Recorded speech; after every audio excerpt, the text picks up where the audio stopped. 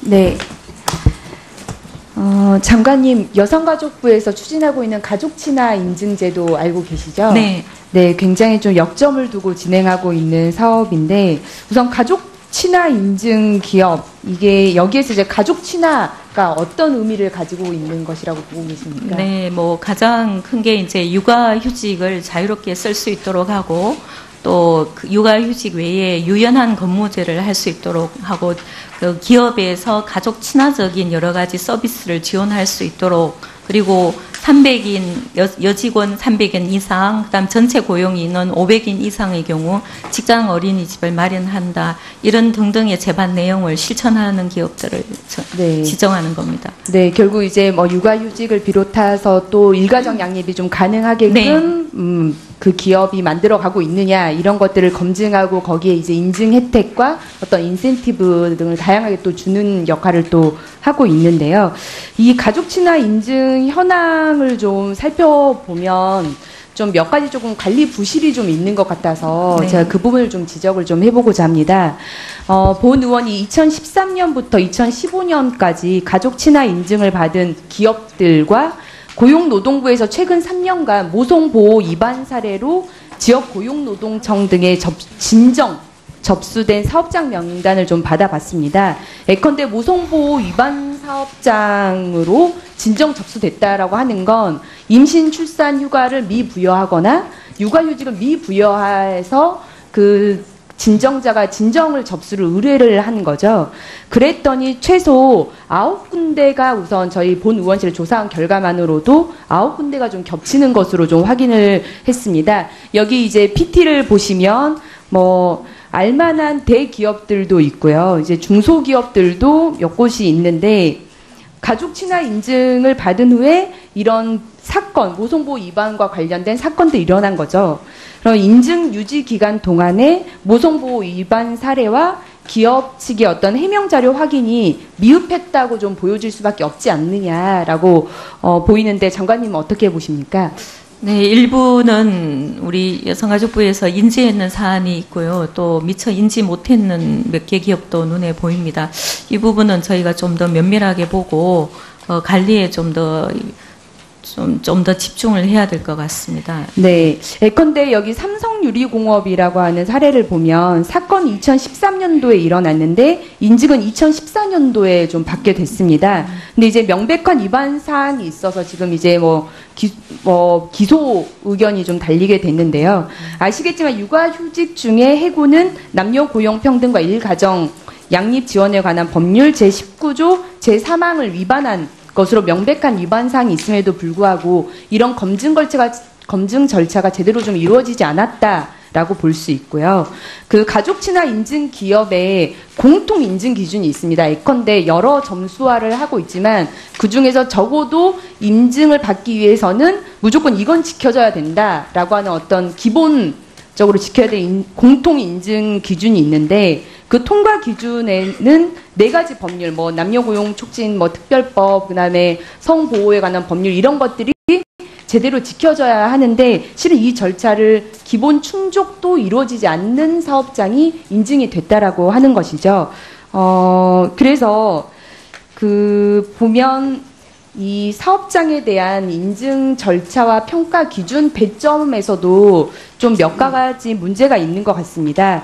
예컨대 그 대기업 등에 대한 이제 인증 기준 표가 있는데요. 뒤에 PT 넘겨주시죠. 없네. 네, 그 인증 기준을 보면 실제 자녀 출산 및 양육 지원에 관한 제도도 있지만 대부분은 다 배점이 가점으로 되어 있는 거고, 실제 잘 지켜지지 않은 것, 감점 요소는 마이너스 2점에 고용노동부 주관 적극적인 고용 개선 조치에서 여성 근로자의 고용 기준이 미달하는 기업, 이 부분에 대한 감점 요소 2점만 있습니다. 그러니까 실은 배점 기준에서 이런 것들을 아까 모성보호 위반과 관련한 현황들은 잘 걸러지지도 않고, 이러다 보니까 가족 친화 인증 기업으로서 현격한 결격 사유가 있는 기관들이 걸러지지 못할 확률이 높다, 이렇게 좀 보여지거든요. 그래서 제가 좀 제안을 드리고 싶은 건 가족 친화 인증 기업의 심사 및 관리 절차 개선을 좀 해야 되지 않겠느냐라고 하는 것입니다. 그래서 이 가족친화 인증기업의 인증심사 시에 최근 1, 2년간의 모성보호 위반 사례 진정 접수 현황과 관련해서 우선 그 진정 접수 현황도 받아보고 관련한 기관의 해명 자료를 받아서 검토를 한 이후에 인증 기간에도 연 1회 이상 정도 관련 자료를 좀 확인해서 적극적인 개선 조치를 취해보는 게 어떨까 싶습니다. 이에 대해서 장관의 답변을 듣고 싶습니다. 위원님께서 지적하신 부분은 굉장히 적절한 부분이라고 생각하고요. 다만 이제 가족 친화 인증 기업을 확산하려고 하고 또 기업들에게 가족 친화 인증을 많이 저희가 권장하는 이유 중에 하나는 이 자체로부터 기업들이 가족 친화하려는 노력을 하는 행위 중에 하나이기 때문에 점수상에서 중소기업은 60점, 대기업은 70점이라는 기준이 있습니다. 그래서 다소 어느 한두 부분이 좀 부족해도 그 점수를 넘게 되면은 인정하는 지금의 그 인정 체계가 있기 때문에 그 부분에 대해서 어떤 부분은 점수가 넘더라도 굉장히 중요도에 따라서 인정을 하지 않는 이런 여러 가지 검토가 좀 필요한 것 같습니다. 네, 저도 좀 그렇게 생각합니다. 현격한 결격 사유가 있는데도 불구하고 그냥 점수의 일정 부분을 충족했다고 해서 인증을 받아버리게 되면 관련한 문제들이 계속 좀 생기지 않을까 싶습니다. 그런 절차와 인증 점수에 대해서 좀 검토를 해보시길 바라겠고요. 그리고 여성가족부 소속 기관과 산하기관을 포함한 남성 육아휴직자 현황을 좀 받아봤었는데요. 여성가족부, 한국양성평등교육진흥원, 한국청소년활동진흥원, 한국청소년상담복지개발원, 한국건강가정진흥원, 한국여성인권진흥원 네, 총 남성 육아휴직 대상자 수는 80명이어야 하는데 실제 남성 육아휴직을 신청해서 그와 관련해서 혜택을 받은 사람은 인원이 17명밖에 되지 않습니다. 여성가족부가 2명이고 한국청소년활동진흥원이 5명인데요. 아무래도 이제 남성 육아휴직을 권고하는 데는 분명한 이유가 있지 않겠습니까? 어쨌든 일가정 양립에 대해서 여성과 남성이 동등한 역할을 좀 행사하고 또 여성의 경력 단절을 조금 방지하고 여성의 경력 활동을 좀 촉진하겠다 이런 여러 가지 또 의향이 있는데요. 그럼에도 불구하고 이런 역할을 좀 선도해야 할 여성가족부가 이 남성 육아휴직에 대해서 좀 일정 정도 소극화된 역할을 또 하고 있지 않느냐라고 하는 좀 지적을 피할 수 없을 것 같습니다. 이에 대해서 어떻게 보십니까? 우리 부의 경우에는 최근에 복직한 남성 가장도 3년간 육아휴직을 했었고 특별히 어떤 공적 사유 때문에 휴직을 못하고 그러지는 않습니다. 개별 사정은 육아휴직을 하면 통상급여의 40%밖에 받지 못하기 때문에 하지 못할 개별적 사안은 있는 걸로 짐작이 되고요. 다만 이 육아휴직이나 일가정 양립에 있어서 선도해야 될 부서 입장에서 산하기관부터 시작해서 이게 사용이 좀 더 자유롭도록 한 번 더 특별히 공문을 내리고 동의를 하도록 하겠습니다. 네, 신보라 의원님 수고하셨습니다. 다음 더불어민주당의 정춘숙 의원님 질의해 주시기 바랍니다. 네, 더불어민주당 정춘숙입니다. 장관님, 네, 이 화해치유재단에 여성가족 공무원이 파견 나가 있죠. 네. 그 재단 설립 당시에 정부 지원 없을 거라고 해놓고 왜 공무원이 파견 나가 있습니까? 그 당시에도 정부 지원을 어떤 자금적 지원 부분은 고려는 안 했지만 인적 지원은 생각은 하고 있었습니다. 인적 지원은 그 사람이 가서 공짜로 일하는 거 아니잖아요. 네. 그 사람이 파견 나가 있으면 그 사람 인건비 누가 됩니까? 우리나라 국민이 낸 세금으로 합니다. 네. 그리고 결과적으로는 돈도 지원하게 됐죠. 네. 네. 그러니까 결과적으로 뭐냐 하면 정부는 이게 일본이랑 공동으로 책임지는 겁니까 지금?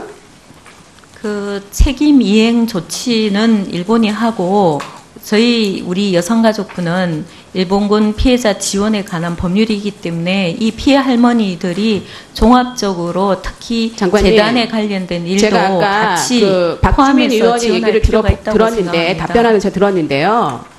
그 일본에서 보낸 돈이 온전하게 피해자에게 가기 위해서다라고 한다면 일본한테 그와 관련된 이 집행과 관련된 비용을 받아야 되는 게 마땅한 거 아닙니까? 왜 우리나라 국민이 내 세금으로 합니까?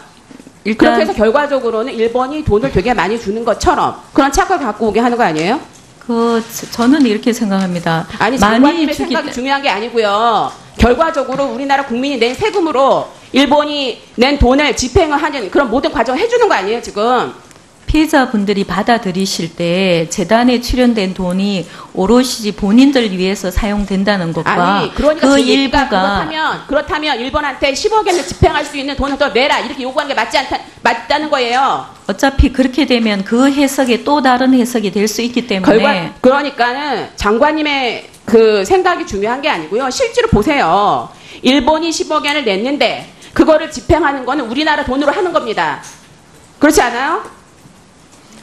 위원님, 어떤 형태로 하든지 그게 예를 무슨 들어서 어떤 형태로라고요? 아니 그러니까 정부가 지원을 하고 지원을 하지 않고 일본이 재단을 운영한 다른 비용이 오더라도 피해자 입장에서는 결국 그 부분에 대해서 어떻게 비춰질지 피해자 입장 중심으로 저는 생각해 봐야 된다고 생각합니다. 하신다고 지금 말씀을 하시면 안 되죠. 피해자들이 동의할 수 없는 내용을 가지고 집행을 하시면서 어떻게 그런 얘기 하십니까? 좋습니다. 피해자분들이 좋습니다. 많이 동의를 하고 할게요. 계십니다. 네. 파견 나간 일시 언제죠? 7월 재단 설립 무렵 나간 걸로, 재단 네. 설립 이후에 나간 걸로 알고 있습니다. 재단 설립식이 언제입니까? 7월 28일 경이라고 알고 있습니다. 네, 허가는 7월 25일이고 등기는 8월 10일 날 됐죠. 등기가. 그렇죠? 실제 등기가 된 게 8월 10일입니다. 맞습니까?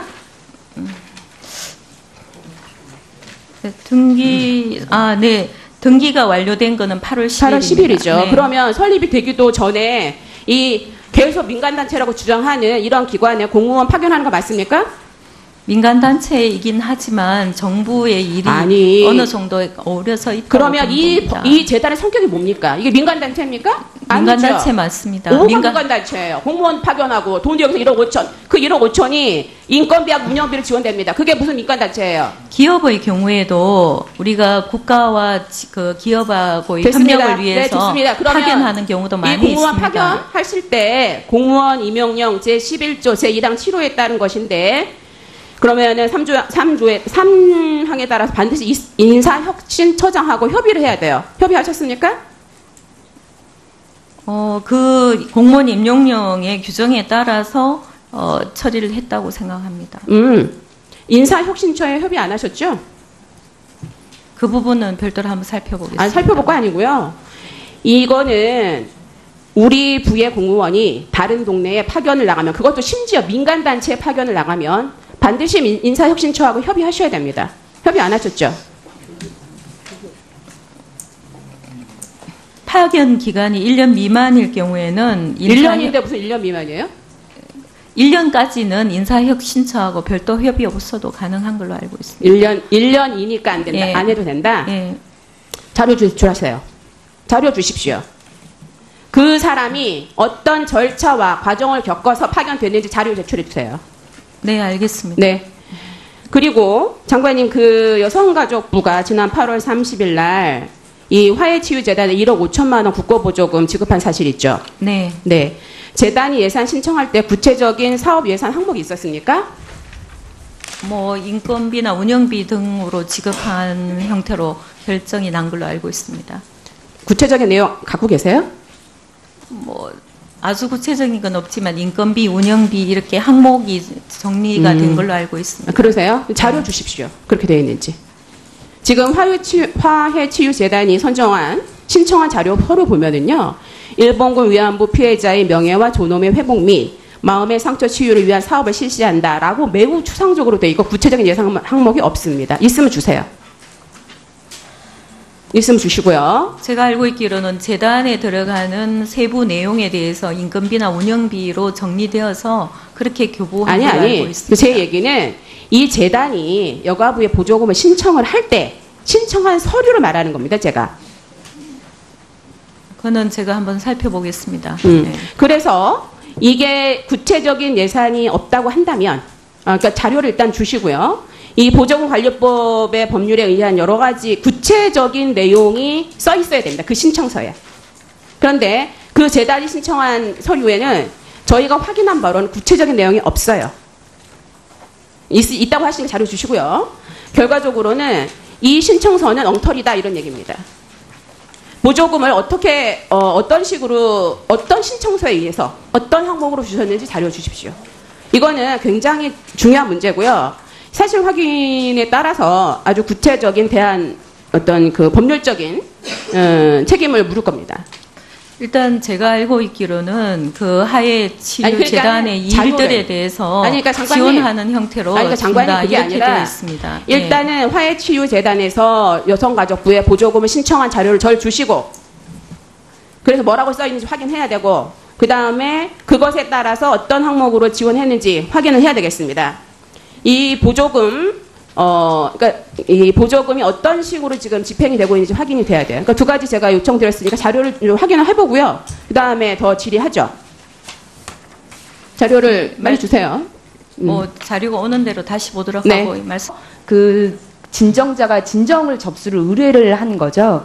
그랬더니 최소 9군데가 우선 저희 본 의원실 조사한 결과만으로도 9군데가 좀 겹치는 것으로 좀 확인을 했습니다. 여기 이제 PT를 보시면 뭐 알만한 대기업들도 있고요. 이제 중소기업들도 몇 곳이 있는데 가족 친화 인증을 받은 후에 이런 사건, 모성보호 위반과 관련된 사건들이 일어난 거죠.